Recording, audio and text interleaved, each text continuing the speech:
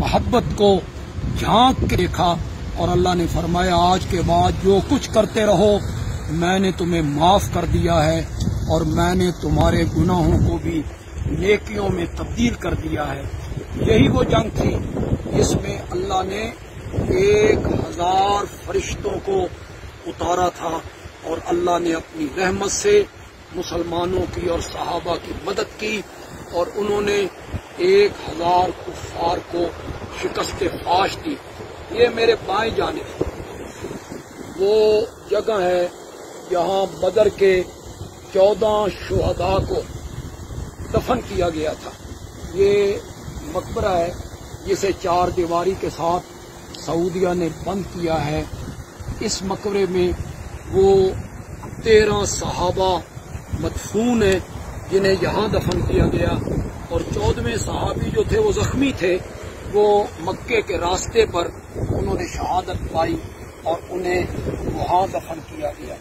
यही वो जगह है जहाँ कुफार के 70 लाशों को एक कुएं में डाल के मेरे आका उसकी मुंडेर पे आके आपने उन्हें एक एक का नाम लेके खिताब किया था।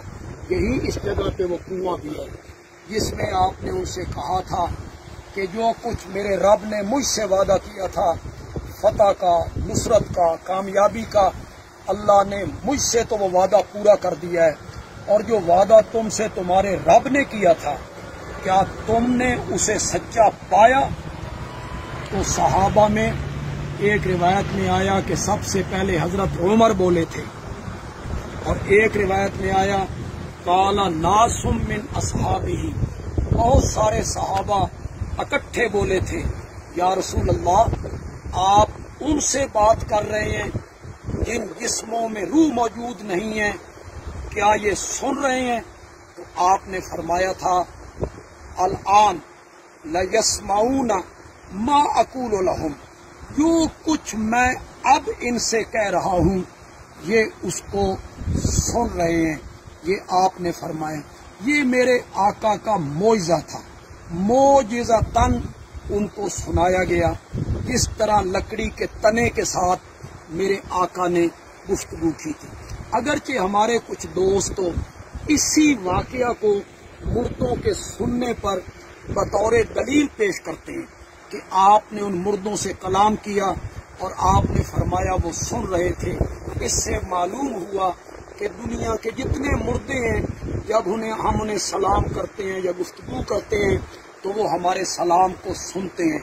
मुझे ताज्जुब उन दोस्तों पर यह है कि जिस बुखारी में, मुस्लिम में इस हदीस को जिक्र किया गया है उससे जो आगे का हिस्सा है वो हजरात उस हिस्से को क्यों नहीं पढ़ते। जब उम्मुल मोमिनीन सैयदा आयशा रजी अल्लाह ताला अन्हा से इसका जिक्र किया गया कि आज आका ने वहाँ उस कुएं पे खड़े होकर मक्के के उन मरने वाले लोगों से, लाशों से खिताब किया और वो सुन रहे हैं, आपने फरमाया तो मेरी माँ ने कहा था कैफ यकूल रसूलुल्लाह सल्लल्लाहु अलैहि वसल्लम, ये बात अल्लाह के पाक पैगंबर कैसे कह सकते हैं। वल्लाहु यकूल, हालांकि अल्लाह कुरान में कहता है इन्नका ला तुस्मिउल मौता वमा अंता बिमुस्मिम मन फिल कुबूर। और जब लोगों ने कहा कि माँ जी आपने ये लफ्ज कहे थे तो आप, मेरी माँ ने उसे कहा कहे तो होंगे लेकिन तुमने उन्हें समझा नहीं है। आपके कहने का मतलब ये था कि जिस जहान में ये कुफार पहुंच चुके हैं वहां जाके इनको अच्छी तरह पता चल रहा है कि मैं सच्चा नबी था और वो गलत थे। मेरी माँ ने तावील की सिमा बमैना इल्म, सुनना बमैना जानना, कुरान को अपनी जगह पे रखा मेरी माँ ने और आपके इरशाद की तावील की थी मेरी माँ ने। फिर मेरे आका के इरशादात और लफ्जों पर गौर फरमाइए। जब सहाबा ने पूछा या रसूल अल्लाह आप इनसे बात कर रहे हैं, क्या ये सुन रहे हैं? तो मेरे आका ने ये नहीं कहा कि तुम नहीं जानते हो कि मुर्दे सुनते हैं, तुमने ये सवाल मुझसे क्यों किया है, ये नहीं कहा। और ये भी नहीं कहा کہ یہ ہر وقت سنتے ہیں۔ میرے آقا نے 3 قیدیں لگائی ہیں، علماء کرام اس پر تھوڑی سی توجہ فرما لیں۔ 3 قیدیں میرے آقا نے لگائی ہیں۔ پہلی قید لگائی الآن، اب، اس کا مطلب ہے ہر وقت نہیں، صرف اب۔ اور دوسری بات آپ نے کہی صرف یہ مرنے والے، یعنی ہر مرنے والا نہیں۔ اور تیسری قید آپ نے لگائی ما اقول لہم، وہ بات جو میں کہہ رہا ہوں، ہر ایک کی بات نہیں۔